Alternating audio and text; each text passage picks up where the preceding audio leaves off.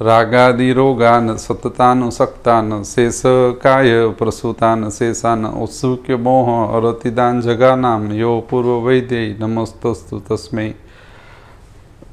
नागरादि चिकित्सक समूहवती में वैद्य राजदीप वाडेर आप सबका स्वागत करता हूं।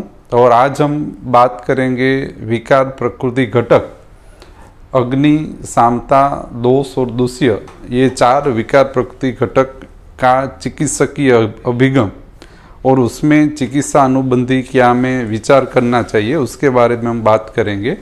इसके पहले जो हमने 2 सेशन लिए उसके अंतर्गत हमने ज्वर के बारे में देखा था। ज्वर निदान और ज्वर चिकित्सा, ये 2 सेशन में हो सके उतना सरलतम निदान और चिकित्सा पद्धति का विचार हमने आपके सामने रखा था। अभी हम आगे जाएंगे अग्नि परीक्षण में क्या क्या हमें देखना चाहिए, सामता और दोष और दूष्य का हमारा नैदानिक विभाग और चिकित्सा विभाग अंतर्गत इसका क्या महत्व है, इसके बारे में हम देखेंगे। तो पहले तो जो हमारे पास रोगी पुरुष आता है उसमें मुख्य रूप से यह 4 ही घटक परीक्षीय रहते हैं और चिकित्सित या हमें जो जिसकी चिकित्सा करनी है वो भी मुख्य रूप से यह 4 ही घटक है, अग्नि, सामता, दोष और दूष्य। हमारे शरीर के अंतर्गत जितनी भी विकृतिकरण स्थिति होती है, यानी विकार, रोग या व्याधि, जितनी भी विकृतिकरण स्थिति होती है, यह विकृतिकरण स्थिति का यह मुख्य आधार यह 4 ही घटक रहते। एक या एक से 2 या इससे ज़्यादा विकार प्रकृति घटक एक दूसरे के साथ जुड़कर विकार, रोग और व्याधि नामक स्वरूप को जन्म करवाते। तो इसका अभ्यास इसलिए महत्व है कि जितना हम स्पष्ट हो गए हमारे निदान के बारे में और हमारी चिकित्सा के बारे में, जितना हम स्पष्ट हो गए उतना सटीक हमें परिणाम रोगी पुरुष के अंतर्गत चिकित्सा के अंतर्गत हमें मिलेगा। तो पहला विकार प्रकृति घटक आता है अग्नि। तो अनुभव से और पठन से हमें यह ख्याल आता है कि संहिता में जहाँ भी अग्नि की बात की है वो मूल रूप से एकमेव कायाग्नि की ही बात है। संहिता में यदि आप कहीं भी अग्नि का स्वरूप आपको पठन के अंदर आता है तो यह मूल रूप से कायो नाम अंतराग्नि की बात है, अथवा तो कायाग्नि अंश रूप स्वरूप अग्नि की बात है। तो पहले तो यहाँ पे अग्नि यानी कायो नाम अंतराग्नि की स्थिति का ही आपको अवश्यमेव और हमेश के लिए विचार करना चाहिए। दूसरा, यह जो कायो नाम अंतराग्नि कायाग्नि है उसका शरीर के अंतर्गत उत्पत्ति, स्थिति और विसर्जन के स्वरूप में कार्य भेद से जठराग्नि, धात्वाग्नि और महाभूताग्नि ऐसे 3 नाम भेद। जठराग्नि है ये कायाग्नि का उत्पादक अनुबंधित अंश है। धात्वाग्नि है यह कायाग्नि का धारक अनुबंधित अंश है और महाभूताग्नि कायाग्नि का विसर्जक अनुबंधित अंश है। यानी कि उत्पत्ति, स्थिति और विसर्जन कार्य कायाग्नि का जो तबक्का के स्वरूप तबक्कावार चलता है उसको जठराग्नि, धात्वाग्नि और महाभूताग्नि नाम से सरलता हेतु हम जानते हैं। तो कायाग्नि, अंतराग्नि, जठराग्नि, धात्वाग्नि और महाभूताग्नि, और इसका संरक्षण हमारी चरक संहिता सूत्र स्थान में स्वश्रुत अनुवर्तन द्वारा बताया गया है। तो यहाँ हम कायाग्नि यानी कि अग्नि जो प्रथम विकार प्रकृति घटक है उसके बारे में हम यहाँ देख रहे हैं। यहाँ लिखा है उत्पादक यानी कि जठराग्नि जो है उसका प्राकृत कर्म अन्न पाचन उत्तरोत्तर धातुसार, धात्वाग्नि धारक यानी कि स्थिति को बनाए रखता है, धारण करे रखता है, और महाभूताग्नि विसर्जन प्रक्रिया को बनाए रखता है। जठराग्नि, धात्वाग्नि और महाभूताग्नि ये तीनों अग्नि मिलके हमारे शरीर के अंतर्गत 10 विध जीवन यापन कर्मों को चलाते। तो यह जो 10 विध जीवन यापन कर्म है उसको अग्नि कर्म के स्वरूप को भी आप कह सकते हो कि यह अग्नि कर्म है। 10 विध जीवन यापन कर्मों अंग, आशय, अवयव, प्रणाली सार्वधिक स्थिति में सतत चलने वाली एक प्रक्रिया है। मान लो आपका यकृत है, प्लीहा हो या ब्रेन हो, आमाशय हो, पक्वाशय हो, यह सभी अंग आशय अवयव में यह 10 जीवन यापन कर्म सतत रूप से बने रहते हैं। कोई भी अंग आशय अवयव प्रणाली को जीवंत रहने के लिए ये 10 कर्मों की आवश्यकता रहती है। यानी कि किसी भी अंग आशय अवयव में उत्पत्ति, स्थिति, विसर्जन 10वीं जीवन यापन कर्म सतत बने रहने चाहिए, तभी वो अंग आशय अवयव प्रणाली स्वस्थ रहेगी। और वो अंग आशय अवयव प्रणाली को स्वस्थ करने का कार्य कायाग्नि अंश रूपे अंतराग्नि का मुख्य कार्य है, और जिसे हम प्रकृति कर्म भी कहते हैं। यानी कि वात प्रकृति कर्म, पित्त प्रकृति कर्म, कफ प्रकृति कर्म, रस से लेके शुक्र का प्रकृति कर्म और पुरुष मूत्र श्वेत का प्रकृति कर्म जो चलाता है वो कायाग्नि है। यह प्रथम विकार प्रकृति घटक है। इसमें लिखा है सापेक्ष अग्नि कर्मों, 10वीं जीवन यापन कर्मों, दोष धातु मल जिसकी मैंने अभी बात की, उसके प्राकृत कर्म अनुवर्तन को बनाए रखने वाला कायाग्नि अंश है। मान लो आपके पास 20-25% या तो कुछ रोगी पुरुष ऐसे आएंगे जिसकी मुख्य रोग निदान ही यह है कि उसमें प्राकृत कर्म अनुवर्तन संपादित नहीं हो रहा है, उसमें कोई दोष दूषणीकरण ऐसा कुछ नहीं मिल रहा है आपको, सिर्फ उसको 10वीं जीवन यापन कर्म में से निश्चित कर्म संपादन नहीं हो रहा है। तो यदि आपका कोई रोगी पुरुष निश्चित कर्म संपादन उसमें नहीं आपको प्राप्त हो रहा है, तो यह प्रथम विकार प्रकृति घटक ऐसे अग्नि कायाग्नि का अनुवर्तन सापेक्ष रूप से नहीं चल रहा है, ऐसा आपका रोग निदान होना चाहिए। मान लो कई रोगी पुरुष में प्रीणन, रस का प्रीणन कर्म नहीं हो रहा है, शुक्र का गर्भोत्पादन कर्म प्राकृत रूप से नहीं चल रहा है, वात का प्राकृत कर्म कौन सा है?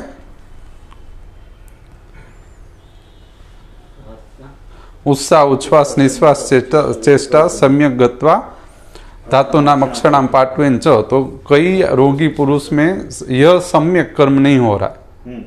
मान लो पित्त का पक्ति मुस्म दर्शनम क्षु तृष्णा रुचि मेघा प्रभाव आदि कर्म सापेक्ष रूप से नहीं हो रहा है। मान लो कोई रोगी पुरुष में कि फरियाद यही कि उसका पक्तिन कर्म नहीं हो रहा है, पाचन नहीं हो रहा है सम्यक रूप से, तो मात्र और मात्र आपको कायाग्नि अंश का अनुवर्तन जठराग्नि अनुबंधित सापेक्ष करना है।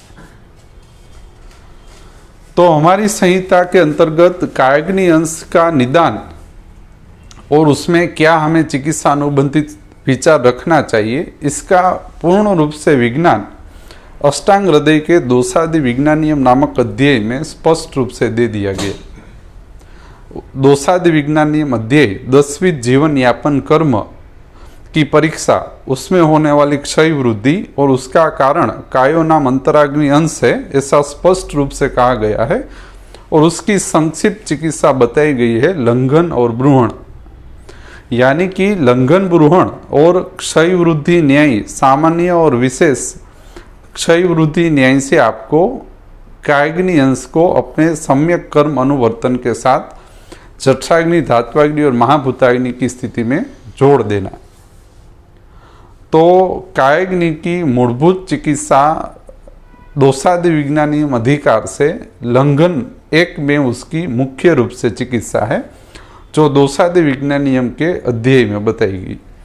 और तदुपरांत आप लंघन उपरांत मान लो जठराग्नि आश्रित कायाग्नि अंश की स्थिति आपको दृढ़ करनी हो, तो जठराग्नि में लंघन प्लस दीपन पाचन आपको चलाना,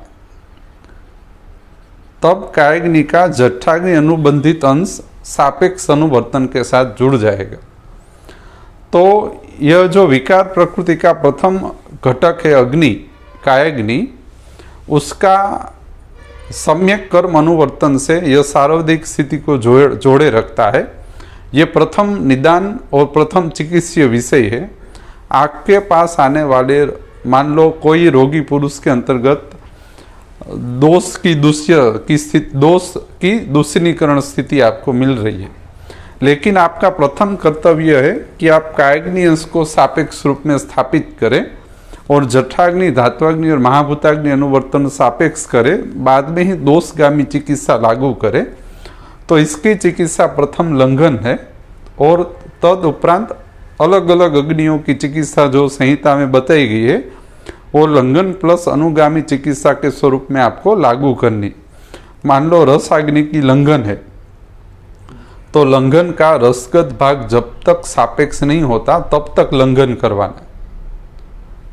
तो भाई जठराग्नि का रसगत कायाग्नि अंश को रसगत स्थिति में यानी कि रस आश्रित जो प्रदोषक लिंग है या प्रीणन कर्म सापेक्ष नहीं होता तो प्रीणन कर्म में मान लो गौरवत्व आदि इसमें लक्षण आपको मिलेंगे रोगी पुरुष में, तो वो पूर्ण रूप से रसगत शुद्धि में ही गौरव की पूर्ण रूप से जाता है, तब तक आपको लंघन करवाना है। रक्त में लंघन प्लस रक्त पित्त क्रिया विरेक उपवास सोणी श्रावण है, ये रक्ताग्नि की चिकित्सा है। तो ये इसको अंतर्गत आपको लागू करनी, ये प्रथम परीक्षा भी है और प्रथम इसका उपचार भी आपको प्रथम सोच में रखकर आगे बढ़ना चाहिए। तो इसी कारण वही श्री गोहिल साहिब, सुरानी साहिब और प्रजाराम भाई की यदि आप चिकित्सा का प्रथम पाद देखें या सर्वाती चिकित्सा देखें तो वो मात्र और मात्र लंघन नामक चिकित्सा से ही शुरू होती थी, बराबर। तो यह आपको अवश्य में सोच के आगे बढ़ना चाहिए। अगर आप नहीं सोच रहे हो तो भी आप इसको सोच के आगे बढ़े। मान लो शुक्र का गर्भोत्पादन कर्म सापेक्ष नहीं हो रहा है तो लंघन पूर्वक आपको शुक्राग्नि स्थिति सापेक्ष करके शुक्राग्नि को सापेक्ष अनुवर्तन के साथ जोड़ने के लिए कायाग्नि का शुक्राग्निगामी स्थिति सापेक्ष करनी चाहिए, तो ही उसमें धैर्य, चवन, प्रीति, गर्भोत्पादन कर्म से आप उसको जोड़ सकोगे। गर्भोत्पादन कर्म કેવી રીતે જોવું? મતલબ કયા રોગોમાં દૃષ્ટિ એની ગર્ભ સ્થાપન થાય એનાથી આપણને ખ્યાલ આવે। ગેંગ્રીનમાં ગર્ભોત્પાદન કરવું પડે? ગેંગ્રીનમાં ही કરવું પડે गर्भोत्पादन। બધા સેલ બધા ડેડ થાય, 9 સેલ ઇન્જરી કિડનીમાં જે રિનલ સેલ મરી જાય એમાં गर्भोत्पादन ચાલુ થાય તો એ મૂળમાંથી મટે। हाँ, स्पष्ट है। उसमें यदि गर्भोत्पादन यदि आप करवा सको तो अवश्य में वो साध्य हो जाते। मान लो व्रण आप वो तो जाने दो, मान लो थोड़ा डिफिकल्ट हो जाएगा गैंग्रीन। मान लो दुष्ट व्रण है या ऐसा व्रण है जो रोहण नहीं हो रहा है, तो यह जो व्रण की स्थिति है, हाँ, वेरिकोस अल्सर बहुत मोस्ट कॉमन है और डायबिटिक अल्सर भी मोस्ट कॉमन है। जो रोहित या रोहण में नहीं आ रहा है तो उसमें आपको शुक्राग्नि तक सापेक्ष अनुवर्तन के साथ उसको जोड़ना है। पहले आप जठराग्नि को जोड़े, तब भी नहीं होता है तो शुक्राग्नि को जोड़े, क्योंकि वात भी रोहण करवाता है।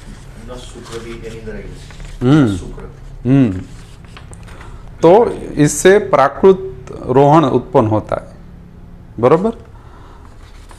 तो आप इसका अवश्य में विचार करके आगे बढ़े। इसके बाद आता है सामता।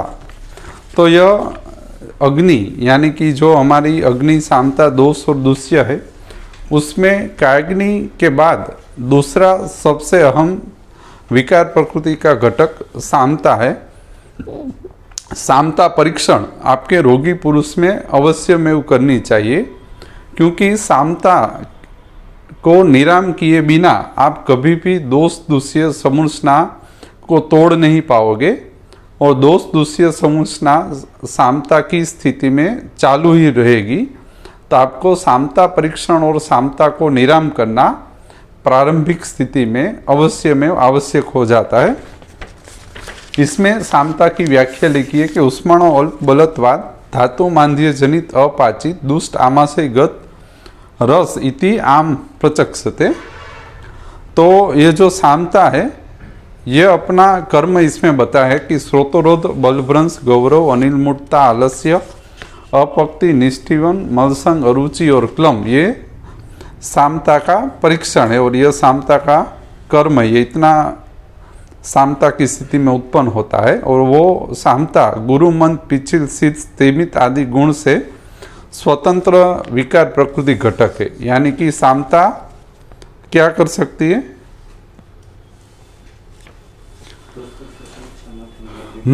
सामता है, ये अपनी गुण प्रकृति के कारण दोषों को दूषियों के साथ जोड़ती है।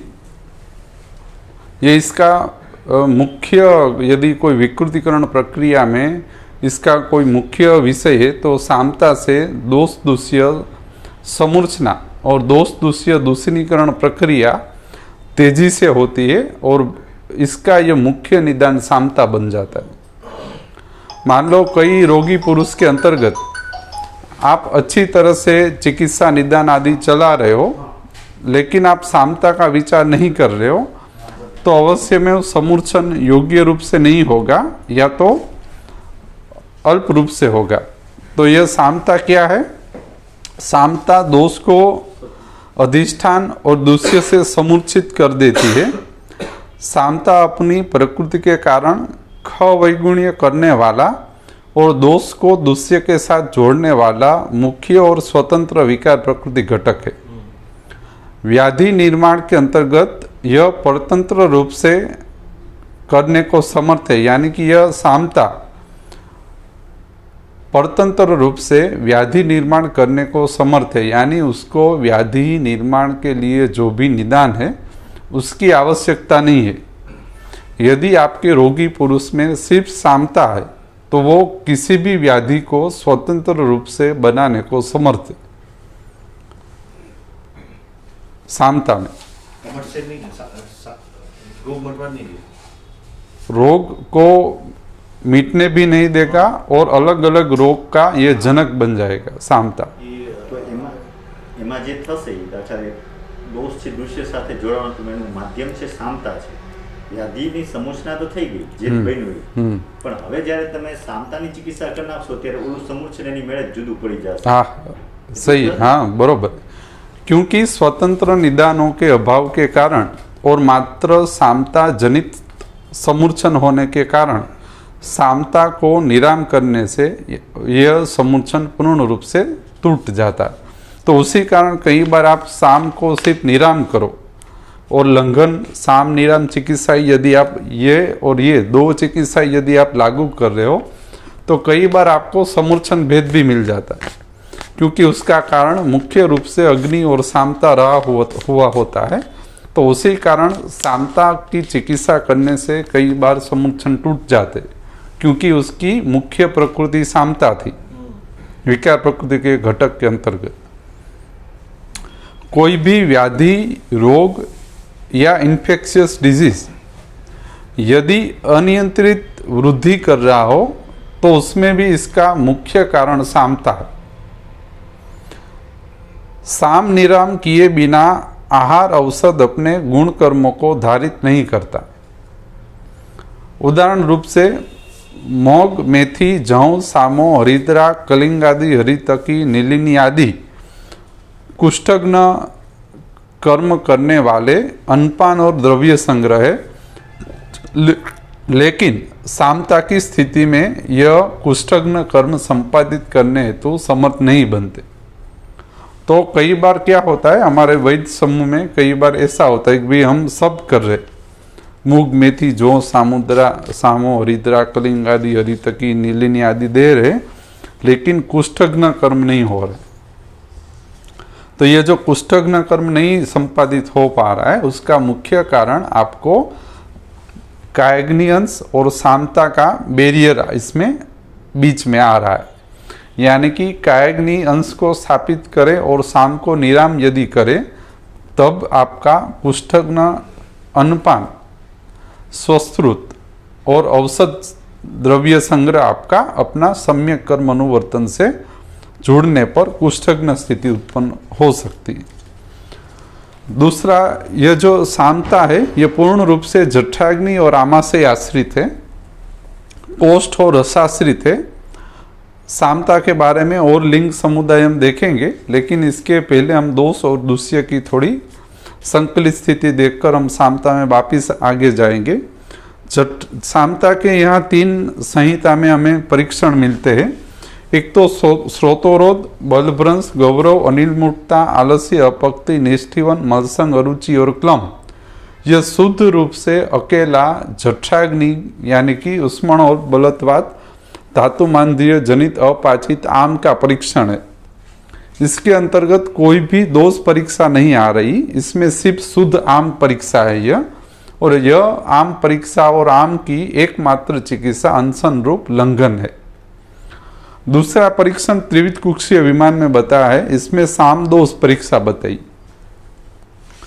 तो वात, पित्त और कफ यानी उष्मण और बलत्वात धातु मांद्य जनित अपाचित आम जब दोष के साथ संकलित हो तब उसमें वात में शूल, आना, अंगमर्द, मुक्षोष, मूर्छा, भ्रम, पित्त में जोर, अतिसार, अंतर्दा, तृष्णा, मद, भ्रम, प्रलाप और कफ में छर्दी, अरोचक, अविपाक, शीत, ज्वर, आलस्य और गौरव उत्पन्न होता है। यहाँ सामता के साथ जब विरुद्धासन, अतिमात्रासन, अमात्रासन, अजीर्ण, चिंता, भय, क्रोध, शोक आदि निदान साथ में सम्मिलित हो तब यहाँ साम दोष भी जन्म लेते हैं। तब आपको विसूचिका, अल्सक और दंडाल्सक नामक अलग 3 प्रकार का परीक्षण या स्थिति रोगी पुरुष में देखने को मिलती है। तब आपको लंघन के साथ साम दोष का विचार करके त्रिविध कुक्षीय विमानगामी चिकित्सा अभिगम आपको अपनाना चाहिए, जिसमें विसूचिका अंतर्गत विरेचन पूर्वक यानी विरेचन की स्थिति का विचार करके लंघन आदि संसर्जन क्रम चलाना चाहिए। अल्सक में सलवण उष्णोदक से उल्लेखन करके लंघन पूर्वक संसर्जन क्रम चलाना चाहिए। लेकिन यहाँ लंघन के साथ साथ आपको दोषगामी दोष पाचन सामता का विचार करना चाहिए। मान लो कफज सामता दोष है तो इसमें आप नागरादि का बहुधा अच्छी तरह से उपयोग कर सकते हो, बरोबर। तो आपको ये माइंड में रखते हुए इसमें आगे बढ़ना चाहिए। दूसरा, जो भी इसमें निदान हो उसका त्याग करना चाहिए।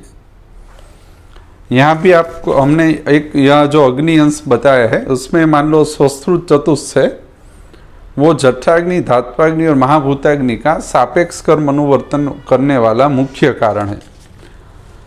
मान लो आपके पास आने वाला रोगी पुरुष में तस्या स्थिति का पालन न करने से यदि कंडू उत्पन्न हो रहा हो तो आपको, यदि आप उसमें कंडुघ्न स्थिति उत्पन्न करने की इच्छा रखते हो तो उसमें आपको पहले तो दिनचर्या और ऋतुचर्या के साथ रोगी पुरुष को जोड़ना पड़ेगा।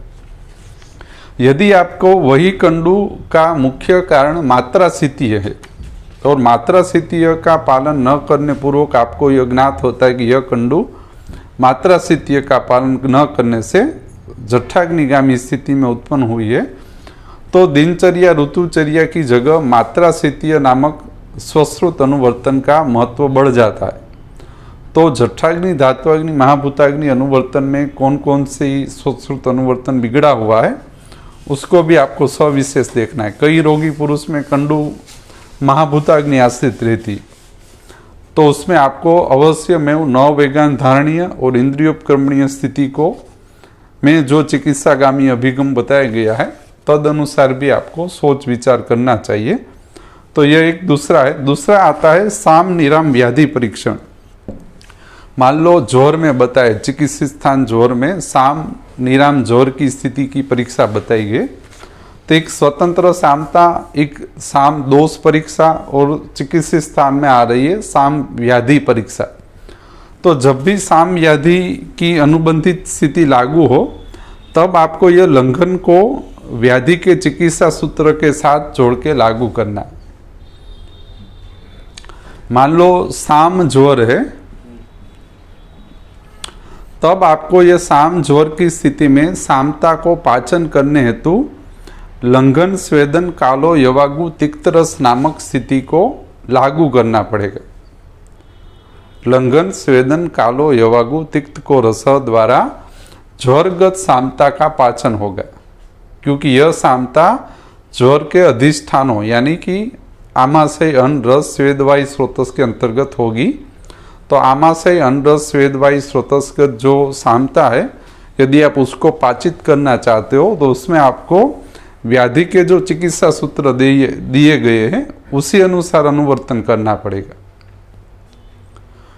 तभी ज्वरगत सामता का पाचन होगा। मान लो सिर्फ लंघन ही करवा रहा है वो, तो कई बार ऐसा होगा कि ज्वर की स्थिति में योग्य सामता का पाचन ना भी हो, क्योंकि अन्न, रस, स्वेद, आमाशय और तदाश्रित जो समुचित प्रक्रिया है उसका विभाजन न हो।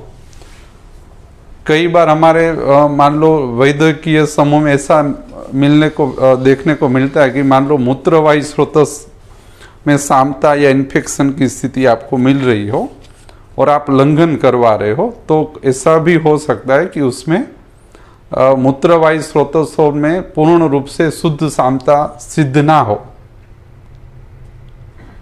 तो आपको मूत्रवाही स्रोतस अनुगामी जो भी व्याधि या चिकित्सा सूत्र लागू करना चाहिए, तद अनुसार आपको विचार करना चाहिए। ऐसा ही गुल्म में होगा, ऐसा ही रक्तपित्त में होगा, ऐसा ही प्रमेह में होगा। मान लो जो रक्तपित्त गुल्म प्रमेह में सामता लिंग परीक्षण आपको प्रेजेंट मिल रहे हो साम निराम को, तो आपको ज्वर, रक्तपित्त, गुल्म प्रमेह के अधिष्ठानों में सामता पाचन हेतु उसी व्याधि संग्रह का चिकित्सा सूत्र को साथ में रखते हुए लंघन करवाना है, तो उससे उस व्याधि के अधिष्ठान विशेष में लंघन स्थिति स्थापित होगी। तो ये आपको आगे जाके ज्यादा स्पष्ट होगा। જ્વરના જ લક્ષણો આપ્યા છે, તો એ જ રીતે 28 માં આ લક્ષણોને કોમન ગણીને આવવાનું બીજી ના દરેક વ્યાધિમાં સામ સાથેના લક્ષણો, આ વ્યાધિ સામ છે કે નિરામ છે એવું જ્વરમાં જે કીધું છે, જે કંઈ ગુલ્મ સામ છે કે નિરામ છે કે એવું નથી કીધું, તો આ જ લક્ષણોને બધે કોમન ગણીને આવવાનું આટલું મળતું હોય તો જે વ્યાધિ છે સામતા શીખીનો છે। हाँ, बस साम दोष और सामता इसी को ही कॉमन समझ के आगे बढ़ना है, बरोबर। और वही आपको मिलेगा, लेकिन कहने का उद्देश्य यह है कि जो भी व्याधि अनुवर्तन चिकित्सा सूत्र है उसके साथ आपको सामता का पाचन करवाना चाहिए, लेकिन ये व्याधि के अंतर्गत ही लागू होता है। लेकिन मान लो रोग है या विकार है, तब आपको सिर्फ लंघन से या दोषगामी चिकित्सा से वो ठीक हो जाएगा। तो यह व्यच्छेदक निदान की बात है। तीसरा आ रहा है दोष। दोष जो है यह पूर्ण रूप से इसकी उत्पत्ति जठराग्नि आश्रित है, कोष्ठ आश्रित है, यानी कि प्राणन और उदकवाही स्रोतस द्वारा दोष का जन्म होता है। उसका संहिता के अंतर्गत बताया गया है कि रस षड्रस पूर्वक वृद्धिक्षय द्वारा शरीर में दोषों की उत्पत्ति होती है। अन्नपान चतुष्ट यदि आप सूत्र स्थान में पढ़े तो षड्रस द्वारा किस तरह से त्रिदोष में वृद्धिक्षय होती है, तो उसका पूर्ण 63 दोषों का कोष्टक दिया गया है। चरक संहिता का यह जो सूत्र स्थान है ये पूर्ण रूप से दोष प्रधान है। चरक संहिता में सूत्र, निदान, विमान, शारीर, इंद्रिय चिकित्सा, कल्प और सिद्धि ऐसे स्पष्ट स्थान दिए गए हैं। उसमें जो चरक संहिता सूत्र स्थान है यह दोष प्रधान और दोष अधिकार वाला स्थान है। सूत्र स्थान आप पूरा पढ़ लीजिए, पूरे चरक संहिता के सूत्र स्थान में दोष के अलावा दूसरी कुछ बात उसके अंतर्गत नहीं की गई, यानी कि उसके अंतर्गत दोष परीक्षा, दोष गति, दोष की उद्वद, तिर्यक, सही स्थान वृद्धि और कोष्ठ शाखा बर्मासी संधि, रोग मार्ग अनुसार रोग संग्रह, रोग चतुष्क आदि और पूर्ण रूप से दोष परीक्षण सूत्र स्थान का मुख्य विषय है। यानी कि औसत चतुष्क, सश्रुत चतुष्क, निर्देश, कल्पना, रोग चतुष्क, योजना चतुष्क, अन्नपान संग्रह और द्रव्य संग्रह, यह 7 चतुष्क और 1 द्रव्य संग्रह का मुख्य विषय दोष परीक्षा को दृढ़ीकरण के रूप में स्थापित करना है।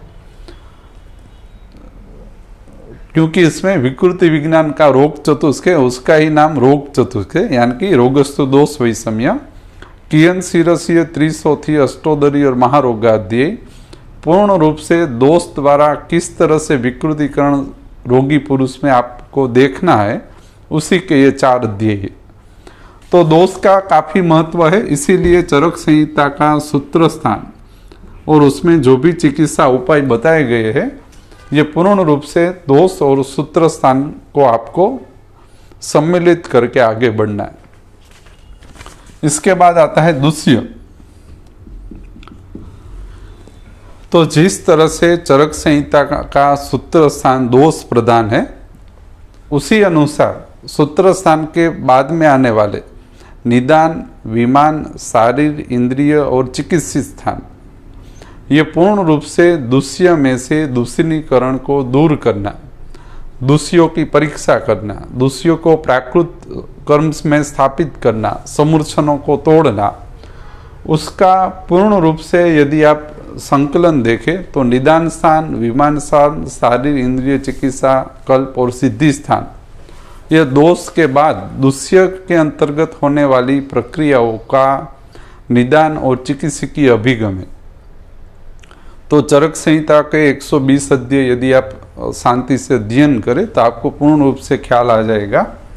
तो दूसरियों में क्या आता है तो कि भाई 7 धातु, स्रोतस, प्राणायतन, दोष स्थान आदि को यानी कि जितने भी अधिष्ठान है वो सभी दूष्य अंतर्गत परीक्षित विषय है। दूषियों का 3 कैटेगरी में विभाजन है, उत्पत्ति, स्थिति और विसर्जन। दूषिय 3 प्रकार के, उत्पत्ति, स्थिति और विसर्जन। उत्पत्ति संकलित उत्पादक स्रोत और तद उसके साथ जुड़े अधिष्ठान आदि। स्थिति यानी धारक स्रोत और तद अनुसार उसके साथ जुड़े अधिष्ठान आदि। विसर्जन यानी विसर्जक स्रोत और तद अनुसार उसके साथ जुड़े अधिष्ठान आदि।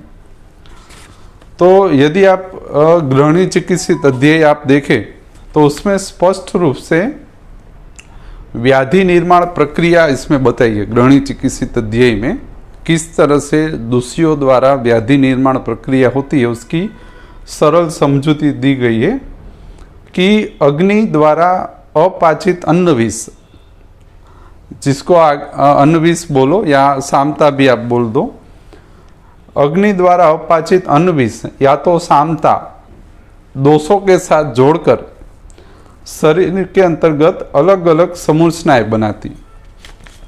उसमें भी ज्यादा स्पष्टीकरण दिया गया है कि व्याधि निर्माण प्रक्रिया अंतर्गत अग्नि, अन्न विष और दोष में यदि वात दोष के साथ अन्न विष जुड़ता है तो वो उत्पादक, धारक और विसर्जक स्रोतों के अंतर्गत वातानुबंधित विकारों को जन्म करता है। मान लो अन्न विष ने वात दोष और जठराग्नि को आश्रित किया हुआ है तो यह वात दोष, जठराग्नि और अन्न विष जठराग्नि के अंतर्गत प्राणवायु स्रोतस के व्याधि उत्पन्न करे। यदि अन्न विष ने पित्त दोष और जठराग्नि को दूषित किया हुआ है तो यह पित्त दोष और जठराग्नि मिलकर अन्नवायु स्रोतस में व्याधि समूह उत्पन्न करेगी। स्पष्ट रूप से संहिताकार ने लिखा है कि कफ दोष को यदि ग्रस्त किया तो उदक वायु स्रोतस के व्याधि समूह उत्पन्न होगी। यानी कि कायग्नियंस, सामता और यहां होने वाला दोष का दूषणीकरण आगे जाके उत्पादक, धारक और विसर्जन प्रक्रिया के अंतर्गत जो दोष बिगड़ा हुआ होगा उसके सामान्य स्थान के अंतर्गत विकृति समुदाय उत्पन्न करेगी। उसका हमने थोड़ा जो लिखा हुआ है उसके बारे में यदि मैं आपको बताऊं तो मान लो जठराग्नि, सामता दोष, तो यह मुख्य रूप से उत्पादक स्रोतस और जठराग्नि एक दूसरे के साथ जुड़े हुए हैं। इसमें मैंने कहा कि निदान, विमान, शारीर, इंद्रिय, चिकित्सा, कल्प और सिद्धि जो है यह दूषियों में दूषणीकरण प्रक्रियाओं को निदान और चिकित्सा का उपाय इसमें बताया है। निदान, विमान, शारीर आदि में तो सामता दोष, उत्पादक स्रोत और तद अनुसार उसके साथ जुड़े अधिष्ठान में मुख्य रूप से 3 रूप में ज्वर, रक्तपित्त और गुणवत निदान स्थान में दूषणीकरण प्रक्रिया करते हैं।